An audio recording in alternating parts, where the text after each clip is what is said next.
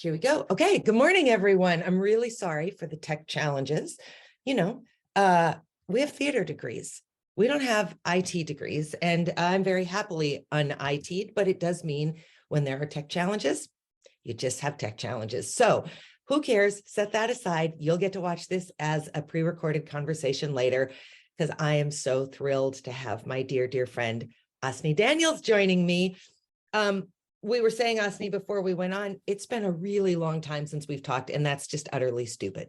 Yeah, it seems like forever. I don't know why. I mean, I follow you on Facebook, Yep. and as do I like you. I listen to your music. I think about how much better at yoga you are than I am. I wonder what winter is like in Springfield, Illinois compared to Fargo, North Dakota. I think about you a lot. Not as cold and not as snowy and not as long. All of those things sound fantastic. So we'll be there shortly. All right, sounds good. I'll fix up the guest room for you. Okay. Fantastic. Well, I'm really happy that you could take the time to do this with me. I know you're right in the middle of a busy semester, so we will not go on and on and on, despite the fact that I would love to. But I have some basic questions for you, and you are free to kind of go off of them however you would like. But you are just 14 months older than I am, so you are also not deep into your 50s, but you're a little further along than I am. So I guess my first question for you is, what do you know now that you wish you had known before you turned 50? Before a year and a half ago? Yeah. That is a good question. And I don't know. I feel like, because I am not very far into my 50s, everything that I have learned recently is from the perspective of what happened in my 40s, So, and that when I was 39, I dealt with a year of breast cancer. And so everything from that point has kind of harkens back to that. And it was actually, I hesitate to say it was a blessing, but it was, because it was hugely inconvenient and really expensive and not much fun. But it did a lot for me with regards to appreciating life and appreciating what other people have to offer, and letting myself say yes to things that seem risky or uncomfortable that I wouldn't normally have said yes to before. And it really kind of encouraged me. I wouldn't say it forced me to take chances, but I take a lot more chances now than I ever did, and I find that very rewarding. I never thought I would do what I'm doing as far as singing publicly, writing music, released a couple of albums. Never thought that was going to happen to me, and that happened in my late 40s and 50s. And so it's really cool. The world opens up for you. I think that's true. I read something the other day that someone said, by the time you're 50, you either fall into despair at your invisibility because you're no longer this young thing for men to ogle, or people, or you look at it and you say, screw it, nobody's paying attention anyway. I'm just going to do what I want to do. It's very true. I can. It's very true. And I do have my Judith Bliss moments. I really do. It's hard when your daughter is 20 and gorgeous, and you can't help but be kind of like, oh wow, you're beautiful, and I long for those days again. Yeah. But you're absolutely right. I don't care as much what people think of me. I'm not trying as hard to please people as I used to, and so that's very liberating. Yeah. Have fun. Wouldn't it be remarkable if we could learn that at 30? Yeah. But I think you have to kind of get banged up to learn it. And if you're lucky, you haven't been so banged up by 30 that you have learned it. You've still got some kind of magic left in them. And I'm not saying that now feels like there's no magic, but it just feels like you sort of have seen behind the curtain a little bit.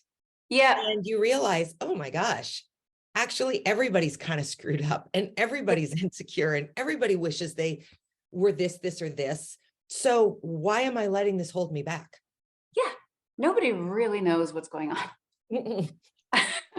No, some people just play that character a lot better than others. Yep. Yeah. Okay. I love that you Yeah. made a Judith Bliss comment. That is from the Noel Coward play, Hay Fever. I knew that you would get that. Of course. And I Yeah. do realize that it requires a footnote. So Well, I've given it. So fantastic. One of the many, many shows we were in together 1,000 billion years ago when I was the age of Willa. We were 20, 21 when we did that show. Yeah. God, dang. Feels like a long time ago. So fun. It was.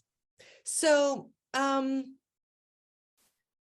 if you could go back and give your younger self any advice, and maybe you'll say the same thing, but what would you say to yourself? What would you say to, let's go all the way back, let's go back to sitting on the hill at Trollwood, your 16-year-old, 17-year-old self. That's when I first met you. We were 16 and 17. Yep. Yep. Sound of Music? Yes. Yeah. I would say do the study abroad.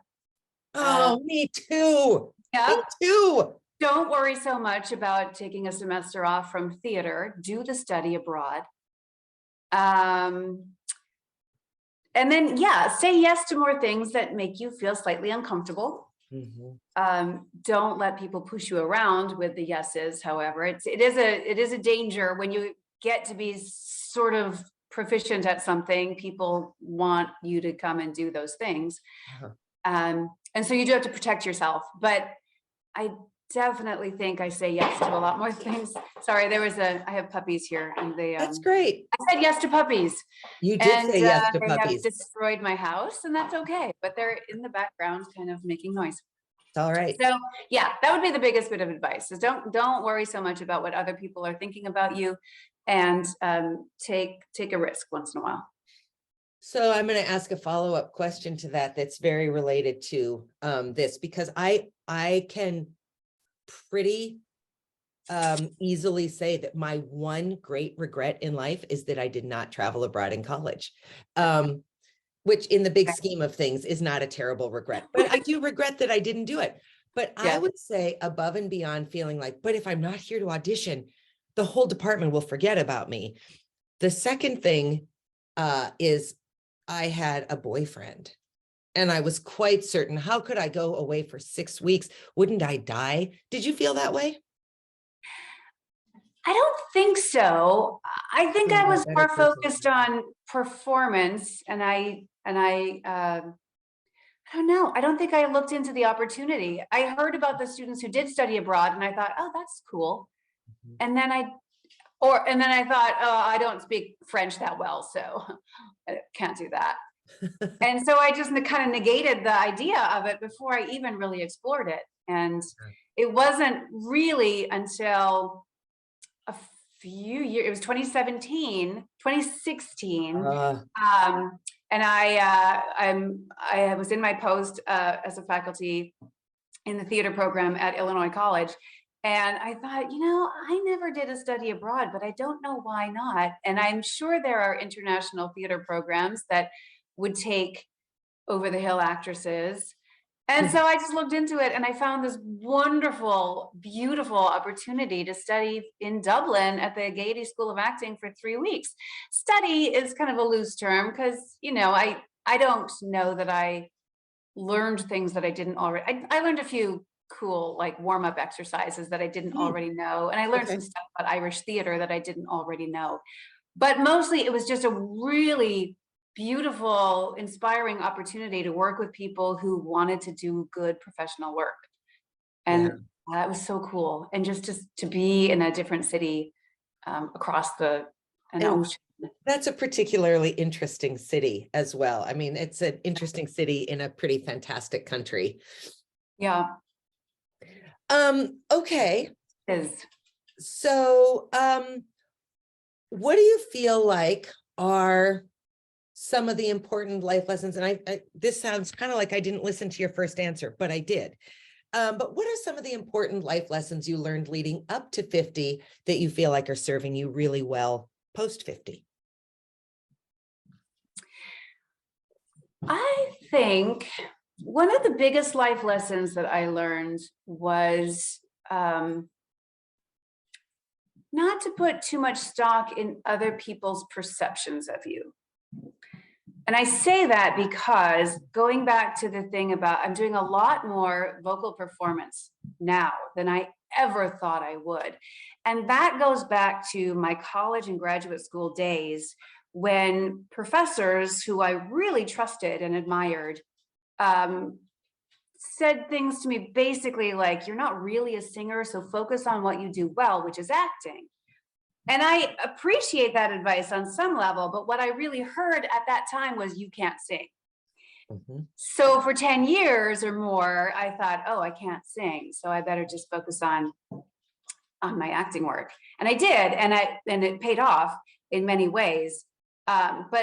You know, around the time that my daughter was a toddler, I thought, wait a second though, I love singing. I don't want to give it up forever. And so I started taking vocal lessons again, which I had done in high school and college, and then I don't know, it just didn't click.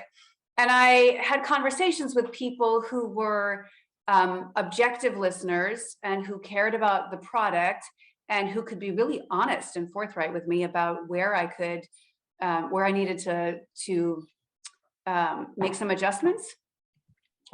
And I don't know, something switched. And I think I got the confidence to start going to open mics and actually, you know, I know. That's really brave. Like, oh, I did that thing. Yeah. It was brave. For me, it was brave. That's not the kind of risk that I usually take, but it was so much fun and so rewarding. And the musicians there were so supportive. And I just really fell into this really beautiful group of people who just love performing and love sharing music and allowing other people to come up there and make mistakes and sound awful for a minute and then sound good sometimes too. So yeah. No, yeah. So that's a really big takeaway from my youth, is not to let people's criticisms or perceptions of you limit what you think you can do. That's very good advice. I might have to tattoo that somewhere. Were I to get a tattoo, that might be the one I would get, but it would have to be shortened because that's far too long to sit through. Yeah. That's a lot of work. But yeah, maybe a temporary tattoo. That feels a lot less painful. And if I get tired of it, I just get a little soap and water. That'll work. Yeah. All right, Aasne, my last question for you. What has been the most joyful aspect of turning 50?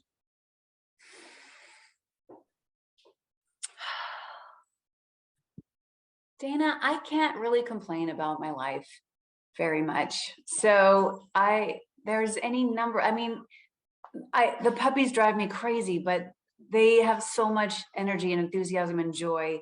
You can't stay mad at them when they destroy your house. I am so proud of my daughter who's in her second year of college, and she's doing really well in STEM classes. And I look at her and go, whose child are you? And you must feel the same way. Whose child is mine? Come on. Yeah, you at least had some academic background. Come on. Yeah, it's shocking. You give me that. Here, come here. So this is what I have to deal with. Oh, right now. Yeah, come here. There, go get it. Performance still gives me joy. I'm never happier than when I'm performing, whether it's in a play or doing music at a local pub or whatever. I'm so happy when I'm making people happy. That's delightful. Plus, you have a pretty nice husband. I still love my husband. I still like my husband. That's a big deal. Yeah. Is this going to be your 25th anniversary coming up? This will be 25. That's what I thought. Yep. Amazing. Amazing. Well, it was a glorious day. I can't believe it was 25 years ago. That's right. It was 71 degrees in April, on April 4th in Fargo, North Dakota. We should have had an outdoor wedding, but who knew? Well, yeah, because if you'd had an outdoor wedding, we would have had to shovel It you would have down been the 20 aisle. degrees. Yeah. Can Yeah. you hear this? Look I at sure this. can. This is what's happening here. They're just going to town. No one, guys. I'm sorry. This is my life. This is my life right Well, now. That's good. That's very good. Dull moment. So, okay, here's the thing. You know, maybe I'll do 60 days to 60, but that's entirely too far away before I see you again. So Yeah. perhaps we commit to seeing each other before 55, before you turn 55. Can we make Okay. that commitment? I think that would be really cool. Oh, that Maybe sounds we old. could do that meet in Dublin or something. Oh, I'm always up for meeting in European locations. You Okay. name it, I'll be there. Okay. So All right. Thanks for taking time to talk and for sharing fantastic insight. It's delightful to see your face. It has been far, far too long. Let's rectify that. And everyone else, take Aasne's fantastic advice and enjoy your day. I'll see you tomorrow. Thanks, Dana. Bye. Bye.